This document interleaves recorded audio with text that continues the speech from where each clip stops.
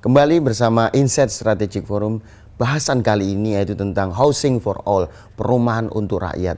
Kalau dalam Millennium Development Goals ada education for all, saya pikir dalam realita kondisi perkotaan dan globalisasi hari ini, perumahan adalah menjadi salah satu fokus isu bagaimana kita bisa menggerakkan dan kita bisa memperhatikan tentang keberadaan perumahan untuk warga negara, citizenships. Nah, tadi menarik tentang diskusi dalam sesi sebelumnya, bahwasanya Bung Panangian coba memetakan bagaimana problematika tadi, berapa juta tentang terutama khususnya informal society yang sebenarnya mendorong wilayah-wilayah perumahan pemukiman kota, tapi jarang diperhatikan. Mereka karena tidak mempunyai struktur gaji tetap kali ya, tapi sebenarnya mereka yang menggerakkan perekonomian perkotaan. Satu sisi decision making pemerintahan belum bisa memperhatikan secara serius dengan memberikan kebijakan-kebijakan. Satu sisi developer juga belum. Saya pikir belum memperhatikan. Saya pikir ini akan menjadi bidikan yang menarik. Saya pikir ada sisi social benefitnya, tapi juga ada profit di dalam bisnis ya. Lah bagaimana ini kira-kira Bung Panangian memetakan tentang perumahan pemukiman di perkotaan. Kita belum baca tentang pinggiran dan pedesaan, perumahan perkotaan.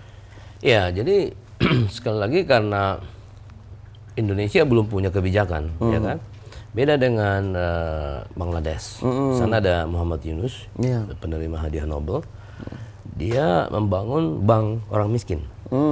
Jadi langsung membidik society yang orang yang memang memiliki income tapi tidak punya daftar gaji.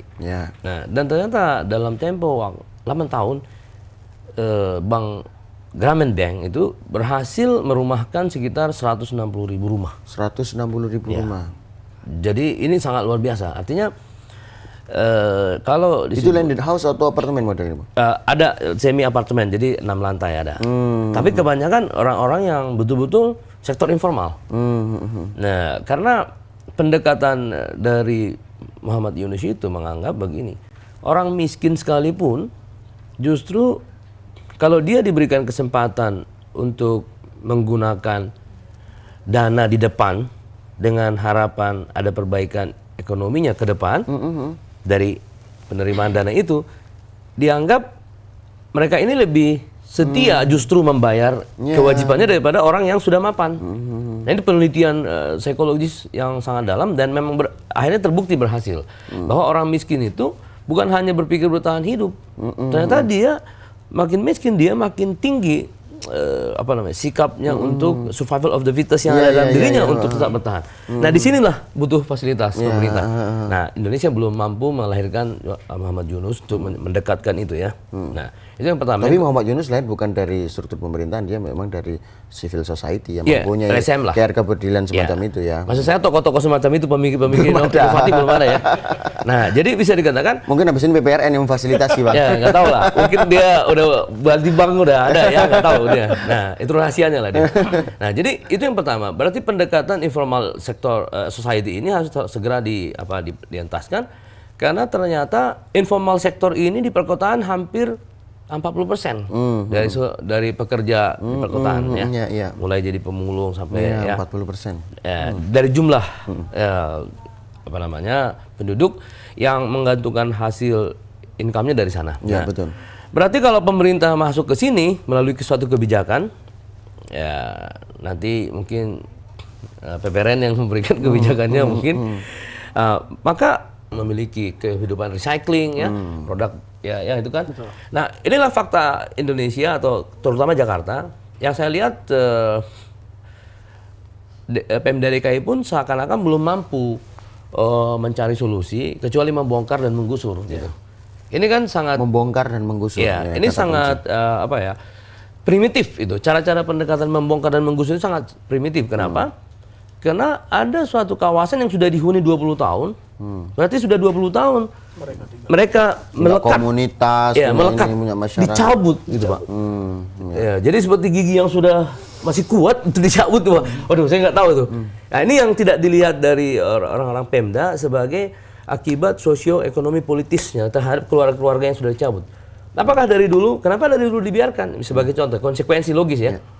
Nah, saya pernah ke Solo, saya lihat. Di Solo luar biasa Solo. Baru kemarin saya datang ke sana. Pedagang-pedagang kaki lima yang dianggap tidak memenuhi kriteria tata ruang itu, oleh wali kota itu dikumpulkan, diajak untuk rembukan, dan orang Pemda Solo mencari lokasi yang seimbang dengan lokasi yang dulu pernah dihuni itu, dari segi penghasilannya, terus diarak-arak di kota gitu untuk menunjukkan kepada rakyat bahwa ya semua orang di Solo itu harus hidup gitu ya, dan berkeseimbangan. Akhirnya sekarang mereka sangat appreciate gitu. Nah, ya kayak gitulah modelnya. Jadi sekarang ini justru otonomi daerah ini merupakan terobosan ya. Ada juga di gubernur di Samarinda, ada di pinggiran sungai itu. Dikasih dimasukin dalam APBD. Ini bukan hanya pendekatan politis. Memang ingin dia membuat suatu kota yang bersih, berkesinambungan dan kehidupan yang lebih seimbang antara sektor informal dan formal, dan berhasil gitu. Nah, Jakarta, Surabaya, terutama Jakarta, yang saya melihat sampai hari ini tuh penggusuran itu masih terus terjadi, dan sepertinya tidak ada solusi ya yang mereka lakukan gitu. Jadi saya katakan tadi, sebenarnya kita bisa belajar dari Bangladesh, kita bisa belajar dari otonomi daerah ya ada di Solo, di Samarinda, di Balikpapan. Ya, kenapa? Karena Jakarta ini kan merupakan potret, pintu gerbang dari dari bagaimana melihat Indonesia. Konon 68% uang beredar di Jakarta. Oke, yang menarik ini Bang, tadi saya kepada Bang Meladin bahwasanya posisi hari ini civil society kita, partai politik itu termasuk civil society, pilar civil society. Bukan hanya sekedar dia merupakan ajang 5 tahunan, tetapi mempunyai agenda-agenda perubahan yang sustainable, berkelanjutan. Melihat problem tadi Bang, Abang melihatnya gimana posisinya dalam perspektif partai? Ya, namanya aja Partai Peduli Rakyat, ya kan? Nasional begitu. Sehingga konsen kami adalah pada kepedulian terhadap rakyat. Jadi artinya PPRN ini sekali peduli rakyat, tetap peduli rakyat. Nah, kalau kita bicara dengan dari konteks perumahan, tentu ini termasuk salah satu fokus dari Partai Peduli Rakyat, karena PPRN tidak ke depan tidak lagi tidak rela lagi melihat adanya perlakuan terhadap rakyat yang seperti itu. Salah satu iklannya itu bukan lagi saatnya berwacana loh, iya, tetapi langsung melakukan tindakan yang konkret dan implemented.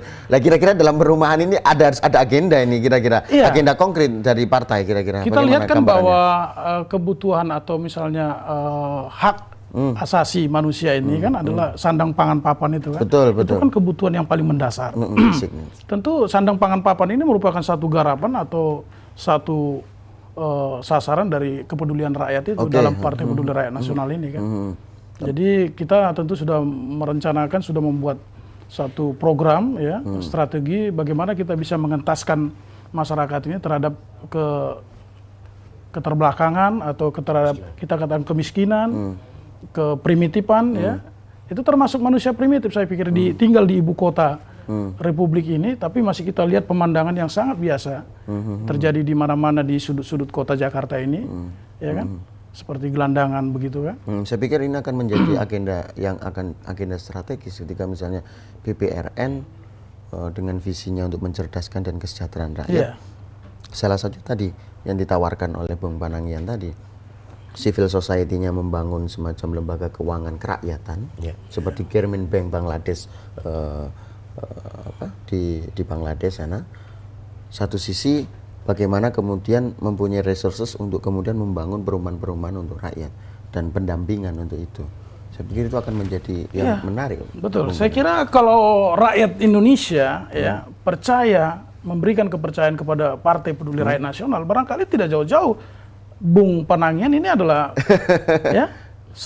generasi muda atau kaula muda yang punya fokus terhadap kepedulian perumahan rakyat itu. Nanti akan kita lanjutkan lagi dalam sesi berikutnya. Saya akan mencoba membahas tentang tawaran-tawaran dan solusi bagaimana tentang persoalan-persoalan tentang pemukiman dan perumahan rakyat. Kita kembali lagi setelah pesan-pesan berikut.